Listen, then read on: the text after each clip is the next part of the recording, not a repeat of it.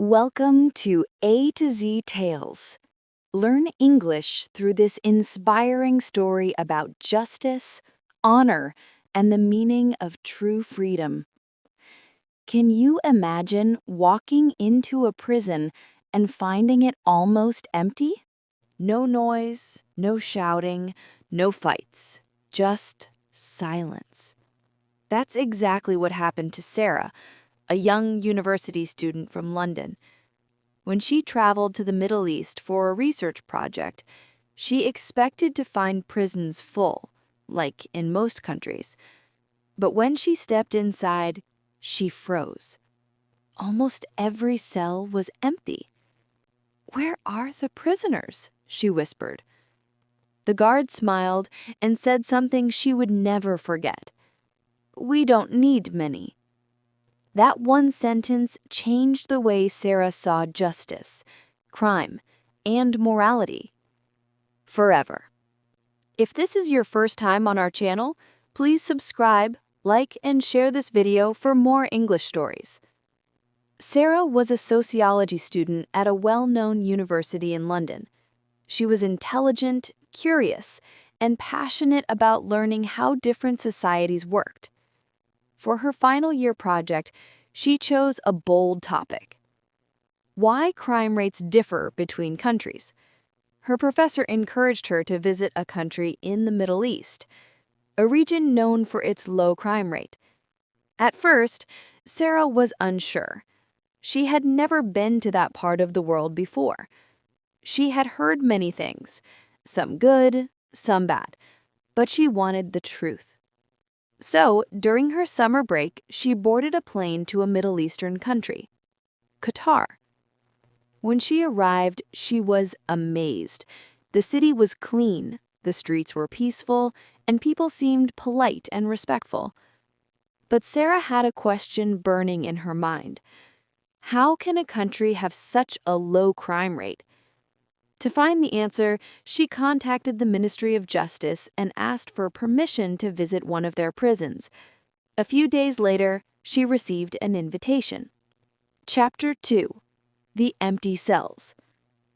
It was a hot morning when Sarah arrived at Al Madinah Central Prison. The building stood on the edge of the desert, strong, tall, and quiet.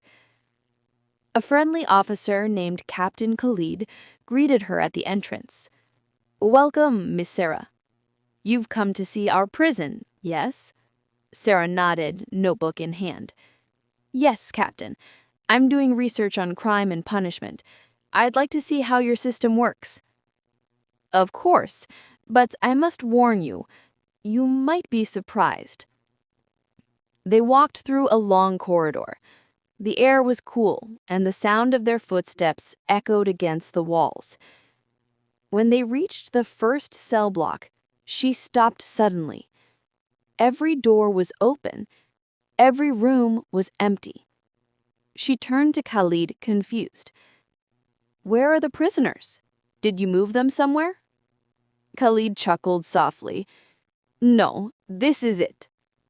Sarah blinked. "But there's almost no one here." He nodded. "Yes, we have only a few inmates, maybe 20 in total. Most of our cells are unused." Sarah couldn't believe her ears.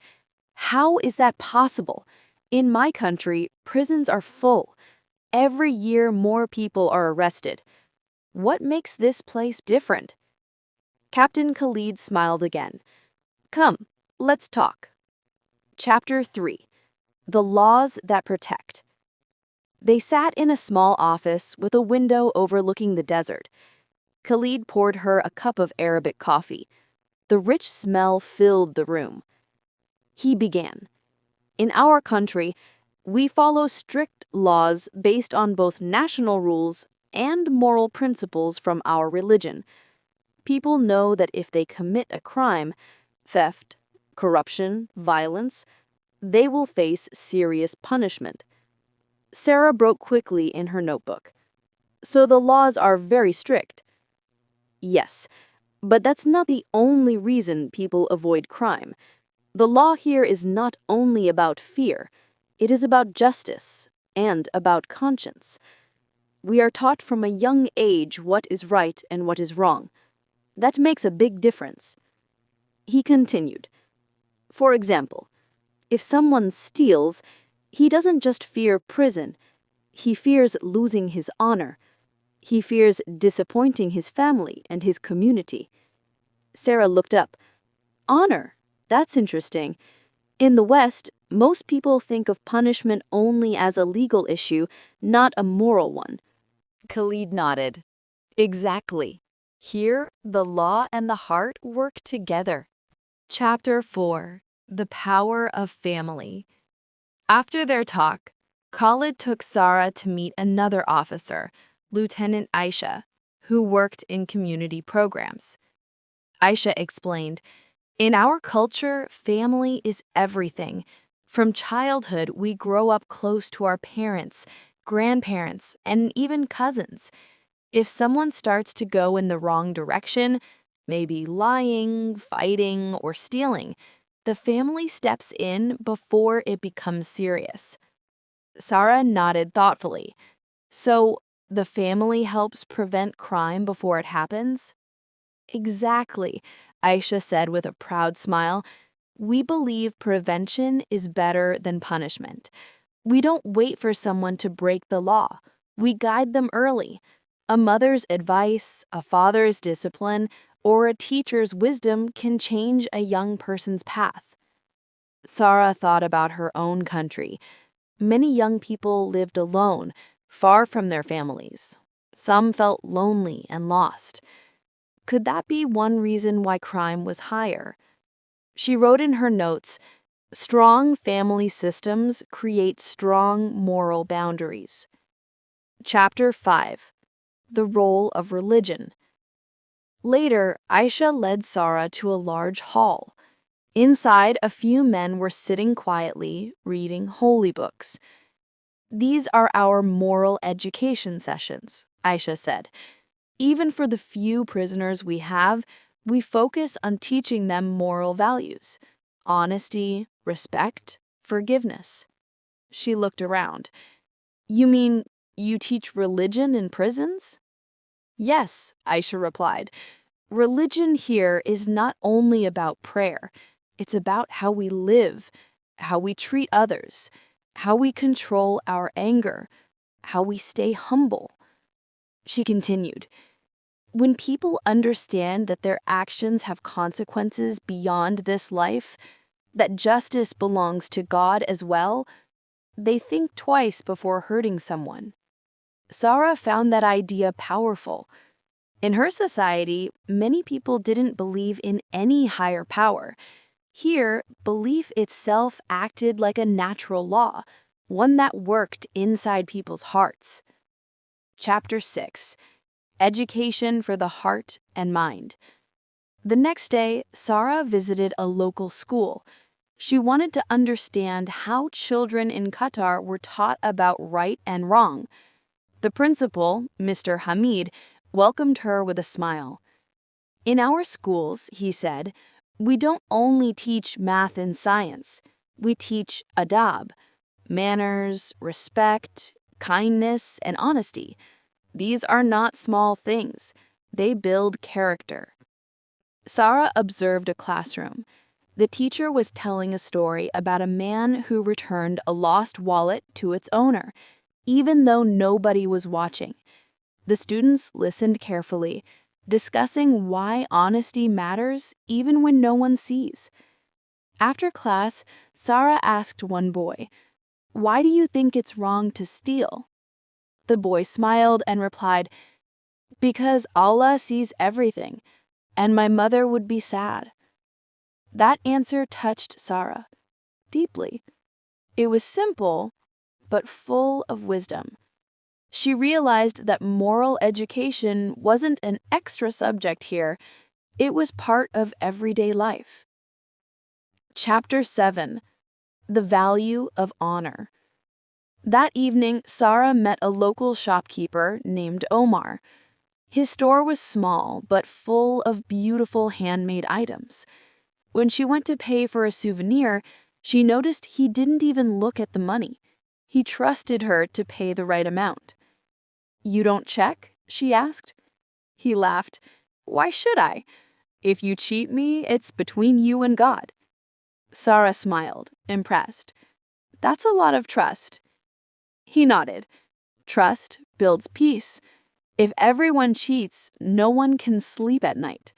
But if people are honest, we don't need many police or prisons." That simple conversation taught Sarah something her books never could. Trust is the invisible wall that protects society. Chapter 8. The Rare Criminal.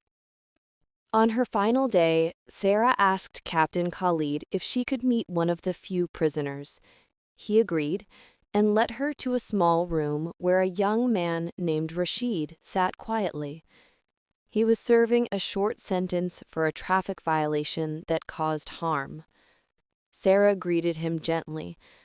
"I'm studying why this prison has so few inmates. What do you think?" Rashid lowered his eyes. "Because most people here fear God and respect others. I made a mistake, and I regret it every day.